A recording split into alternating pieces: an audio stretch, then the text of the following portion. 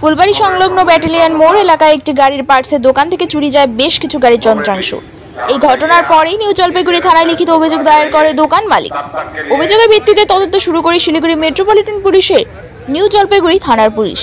অবশেষে বুধবার রাতে ফুলবাড়ির পূর্ব ধনতলা এলাকা থেকে প্রকাশ দেব নামে এক অভিযুক্তকে গ্রেপ্তার করে পুলিশ। তাকে জিজ্ঞাসাবাদের পর নিউ জলপাইগুড়ি থানার অন্তর্গত কাশ্মীর কলোনি এলাকায় একটি জঙ্গলের ভিতর চুরি যাওয়া সমস্ত সামগ্রী লুকিয়ে রেখেছিল। সেখান থেকেই চুরির সমস্ত গাড়ির পার্টসগুলিকে উদ্ধার করে পুলিশ। ধৃত প্রকাশ দেবের বাড়ির শিলিগুড়ির মিলনপল্লী এলাকায়। ধৃতকে আজ জলপাইগুড়ি জেলা আদালতে পেশ করা হয়। পুরো ঘটনার তদন্ত শুরু করেছে শিলিগুড়ি মেট্রোপলিটন পুলিশ।